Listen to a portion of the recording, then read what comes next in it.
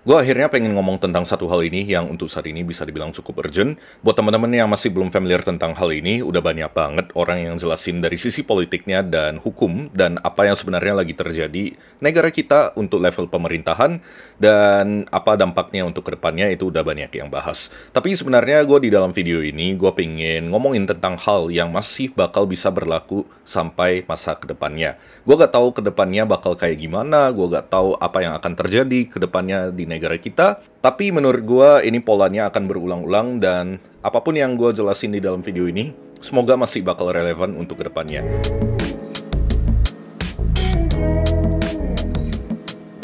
Jadi gue pengen ngomong dampaknya dari masalah politik di negara terhadap kita secara psikologis itu gimana. Kenapa gue bahas sisi psikologisnya? Karena gue bukan ahli politik, gue bukan ahli hukum, jadi gue hanya bahas tentang apa yang emang gue tahu aja, yaitu tentang psikologi. Jadi selama gue research untuk materi di video ini, bisa gue bilang cukup berkaitan antara masalah negara terhadap psikologi kita. Dan ini sebenarnya gue lebih pengen ngejawab buat teman-teman yang masih ada yang bilang, ngapain gue peduli tentang politik negara? Gak ada ngaruhnya ke hidup gue. Ada yang juga suka ngerosting orang yang bahas politik, yaitu ya, ngapain lu bahas politik? Lu kan bukan ahlinya. Ngapain lu FOMO-FOMOan ikut-ikutan bahas tentang politik gitu. Ada juga yang nyinyirin, kalau lu peduli politik, ya udah ikut demo sana. Ngapain lu berkoar-koar di media sosial? Ada juga yang bilang, ngapain gue peduli tentang politik negara ini? Hidup gue gitu-gitu aja kok. Yang penting gue bisa makan, gue bisa tidur dengan tenang. Itu terserah kalian mau berpendapat seperti itu, tapi perlu kalian tahu, berbagai kebijakan dari pemerintah itu ngaruh ke hidup kita itu banyak. Apalagi ke masa depan kita. Jadi minimal, kalian juga ikut perkembangannya. Ikuti apa yang sedang terjadi. Kalau kalian mau cari tahu lebih lanjut tentang apa yang sedang terjadi, banyak kok orang di luar sana yang udah ngebahas. Minimal kalian coba paham lah sedikit. Sebenarnya apa yang benar-benar terjadi saat ini? Perlu kalian tahu, di psikologi ada namanya Bronfenbrenner's Ecological Systems Theory. Jadi pada dasarnya teori ini menjelaskan bagaimana perkembangan anak itu bisa dipengaruhi dari berbagai lingkungan. Dan lingkungan-lingkungan itu saling mempengaruhi dan bisa mempengaruhi perkembangan dari anak itu. Jadi khusus untuk kasus yang bakal gue bahas, kita gantikan anak ini dengan individu pada umumnya, ya, kamu dan aku. Jadi ini terdiri dari 5 sistem ekologikal. Yang pertama adalah microsystem. Microsystem bisa dibilang ini lingkungan yang paling dekat dengan kita. Contohnya seperti keluarga, teman-teman, sekolah, atau tempat kuliah, atau bahkan tempat kerja. Dan kemudian ada namanya mesosistem. Mesosistem ini adalah interaksi dari berbagai mikrosistem. Dan mesosistem juga sama, ada pengaruh langsung terhadap individu. Selanjutnya eksosistem. Eksosistem ini skalanya lebih besar. Dan ini memberikan pengaruh yang tidak langsung terhadap individu. Contohnya adalah seperti masyarakat atau kebijakan pemerintah yang mempengaruhi bagaimana dia menjalani kehidupannya. Dan kemudian ada macrosystem. Macrosystem ini lebih luas lagi dan mencakup budaya dan masyarakat. Dan level ini juga mencakup values, tradisi, norma, aturan, atau budaya, atau bahkan ideologi. Dan yang terakhir adalah chronosystem. Chronosystem ini konteksnya pada waktu, kejadian, bahkan sejarah yang bisa mempengaruhi seorang individu. Nah, kenapa gue jelasin soal teori dulu di awal? Biar teman-teman nangkep tentang apa yang bakal gue jelasin setelah ini berkaitan dengan masalah politik atau hukum di negara kita ini. Oke, yang pertama kita bahas tentang level ekosistem dulu. Yang dimana tadi gue sempat ada bilang, ekosistem ini dimana pemerintah dan kebijakannya itu berada. Memang dia memberikan pengaruh yang tidak langsung terhadap kita sebagai individu. Tapi yang namanya pengaruh itu tetap akan ada dampaknya, terlepas dari itu langsung atau secara tidak langsung. Kita ambil contoh aja di sini. Kalau misalnya peraturan yang ada sekarang ini memberikan kesempatan bagi orang yang bisa dibilang kurang capable, kurang mampu untuk memimpin kita. Mungkin sebagian dari kita awalnya pasti bilang, ya udahlah terserah dia lah, dia mau ngapain, dia mau itu, mau ini, kayak gua gak peduli lah. Tapi kalau nantinya dia mengambil langkah yang kurang bijak, itu gimana? Kita ngomong yang paling dekat aja dulu deh, yang terjadi saat ini. Memang kita bisa lihat kalau kayak ada dua kubu yang lagi berantem. Tapi imbasnya itu satu negara. Sampai-sampai di media sosial semua viral. Pihak ini dihujat habis-habisan. Pihak itu dihujat habis-habisan. Dan orang-orang itu sampai demo, pergi ke jalanan, sampai kelilingin gedung-gedung DPR atau DPRD itu. Ini memang kan berkaitan dengan kebijakan pemerintah. Ada alasan dong kenapa orang marah sampai segitunya. Ya karena dari ekosistem itu juga mempengaruhi ke individu.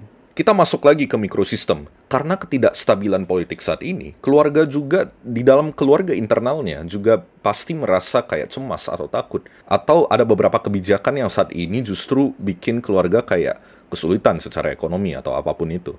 Ditambah lagi kalau lu masuk ke lingkungan kerja, mikrosistem yang lain, orang-orang juga membicarakan tentang politik, yang bisa aja orang nanti berantem di tempat kerja atau saling gak enakan hanya gara-gara masalah politik. Atau lingkungan pertemanan, hal yang sama juga bisa terjadi. Mirip dengan lingkungan kerja yang tadi baru gue ceritain. Dan kita masuk ke mesosistem. Ini semua mikrosistemnya saling berinteraksi. Dan kita sebagai individu kan pasti pergi ke mikrosistem yang berbeda-beda. Kita membawa diri kita yang udah stres, kita yang udah pusing, itu pasti kebawa ke lingkungan lain, kita juga tambah beban lagi. Belum lagi kalau kita bahas tentang kronosistem, orang-orang yang masih terbawa trauma dari masa lalu. Orang-orang aja bisa jadi keingat masalah-masalah politik yang zaman dulu gitu. Bisa jadi keulang-keulang lagi. Itu kan kekhawatiran orang selama ini, yang keulang lagi. Jadinya orang lama-lama juga capek tinggal di negara ini. Karena nggak stabil. Dari masa ke masa selalu ada aja masalah. Jadi ini saling mempengaruhi semuanya. Dan buat kalian yang bilang, nggak penting, ngapain gue ikut-ikutan hal ini. Orang-orang tuh FOMO doang ikut politik. Ya udahlah, terserah kalian mau ngomong apa itu ini. Soalnya kebijakan pemerintah apapun itu bakal berdampak ke kita semuanya. Nah kemudian gue juga pengen bahas tentang bagaimana ini semua kejadian berdampak ke kesehatan mental kita.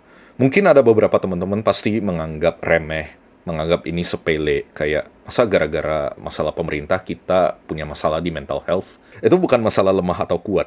Lambat laun itu juga akan mempengaruhi kita secara psikologis. Karena gini, kita tuh sebenarnya belum selesai dari cerita awal tahun ini.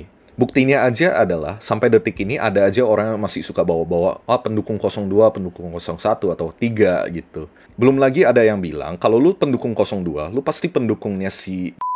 Kita memilih, tapi kita juga boleh dong kritik gitu loh. Karena ya kalau kita ngerasa hal itu gak bener ya kita kritik gitu. Jadi itu, orang masih aja bawa-bawa masalah dari beberapa bulan yang lalu. Dan ditambah lagi, ini banyak drama-drama baru lagi di pemerintahan. Dan ini semua kayak gak ada kepastiannya. Kayak selalu ada aja masalah. Orang tadinya juga gak mau peduli, jadi kayak mau gak mau ngikutin. Nah, bukankah ini justru membuat orang semakin tidak sejahtera? Karena orang tuh capek lama-lama ikutin berita terus, banyak kecemasan tentang apa yang akan terjadi ke depannya, apa pengaruhnya ke hidup kita. Walaupun tadi gue udah sempat bilang memang bakal ada ngaruh secara tidak langsung. Belum lagi ada aja orang yang malah merasa dikucilkan kalau dia tidak mendukung siapa-siapa, dia tidak mengikuti perkembangan ini. Ada juga orang yang serba salah, ngedukung ini dihujat, ngedukung si ini dihujat. Bahkan lu gak ngedukung siapa-siapa, lu diam aja, lu dibilang apatis. Ada juga yang ninirin, oh lu FOMO doang, lu gak tahu apa-apa, ngapain lu ngomong soal politik. Dan bahkan juga ada yang ninirin, kalau emang lu mau ngedukung, jangan kor-kor doang dong di media sosial. Lu harus turun ke jalan juga dong. Jangan ikut demo di media sosial aja, jangan nambah-nambah sampah. Ada aja orang seperti itu. Memang ini dampaknya semua kan membuat orang itu jadi bingung. Yang lama-lama jadi stres juga. Malah merasa bersalah itu muncul gitu. Jadi jangan salah, kayak kecemasan dan stres ini, kalau ditumpuk-tumpuk terus, itu bisa jadi masalah yang cukup serius ke depannya. Dan kebanyakan orang masih menganggap masalah kesehatan mental ini nggak penting gitu. Dan kemudian, ada trauma masa lalu. Ini gue sempat singgung tadi di kronosistem. Nah, trauma masa lalu ini dibawa-bawa dari keluarga kita, dari pendahulu kita, dari orang tua kita. Terus terang aja ya, tinggal di negara ini banyak banget ceritanya. Dari dulu selalu ada aja masalahnya. Banyak aja cerita dari orang tua, oh zaman dulu gue masih tinggal di zaman Soeharto kayak gini. Belum lagi tahun 98 rusuh sana-sini kayak gini. Nah makanya ada aja orang-orang juga jadi takut. Makanya kebanyakan orang tua malah nyuruh, udah lu diam-diam aja, lu jangan banyak ngomong soal pemerintah gitu. Ya itu kenapa mereka bisa ngomong gitu. Karena pada zaman mereka, kalau lu kritik pemerintah, lu hilang gitu loh. Makanya mending diem-diem aja, mending lu kerja kayak biasa. Sedangkan sekarang kan udah beda. Tapi pada dasarnya polanya ini akan terus terulang. Ada juga orang yang masih belum sembuh dari trauma masa lalunya. Dan itu terus membekas di dalam diri mereka. Makanya itu, dari trauma itu, orang juga jadi gak percaya lagi ke pemerintah. Orang tuh takut kalau mau ambil tindakan, malah takutnya diapa-apain. Lu mau kritik aja, lu tuh bisa dipidanakan gitu. Mau gimana orang percaya? Jadi karena ketakutan ini semua, orang juga sulit untuk menjalankan kehidupannya seperti biasa. Ditambah lagi, gak sedikit orang yang makin gak percaya kepada pemerintah. Gimana pemerintah mau bangun negara yang stabil kalau orang-orangnya aja gak percaya kepada pemerintah dengan apapun yang mereka lakukan? Jadi gimana nih mau jadi negara maju? Impian 2045, Indonesia emas. Nah, makanya gak jarang orang suka plesetin. Bukan Indonesia emas, tapi Indonesia cemas. Ya karena ini, orang tuh merasa takut terus. Orang merasa cemas. Kayak kedepannya gimana ya? Kayak gak jelas loh untuk saat ini harus mengambil langkah yang seperti apa. Gue mau lanjut, karena ketakutan ini semua juga mempengaruhi produktivitas kita. Menurut gue, salah satu definisi orang yang sehat secara mental adalah dia bisa produktif. Dia bisa menjalankan kegiatannya dan berfungsi dengan baik di kehidupan sehari-harinya. Berbagai berita-berita yang ada akhir-akhir ini, itu berita provokatif, berita hoax, belum lagi berita pengalihan isu, belum lagi berita buruk. Ini semua yang menakutkan. Ini mau gimana bikin orang bisa produktif? Ini kita semua jadi takut. Kita jadi bingung. Arahnya kemana setelah ini? Belum lagi, karena viral di media sosial, orang juga jadi ngomongin tentang hal ini terus-menerus. Jadinya kedistraksi. Orang kayak di tempat kerja, jadinya bahas soal politik. Yang tadi gue sempat ada cerita tentang mikrosistem tempat kerja, orang jadi bahas terus gitu. Jadinya ini mengganggu ke pekerjaan juga gitu, secara tidak langsung. Dan masih banyak dampak-dampak lainnya. Yang gue pengen garis bawahi di sini ya, orang itu takut, cemas, khawatir ke depannya akan seperti apa. Ini yang akan menjadi PR besar juga menurut gua untuk kita semua ke depannya. Sejujurnya banyak hal di luar sana yang di luar kendali kita. Kita mau mengeluh sampai kapan? Kita mau marah sampai kapan? Masalahnya seperti tadi yang gue bilang, dua kubu bertengkar, imbasnya satu negara. Jadi hal terbaik yang bisa kita lakukan saat ini apa? Kita tetap spread awareness ke orang-orang. Kita tetap sebarkan kesadaran ke orang-orang kalau kita dalam kondisi yang tidak baik-baik saja. Orang yang bilang kalau kita baik-baik saja itu bullshit.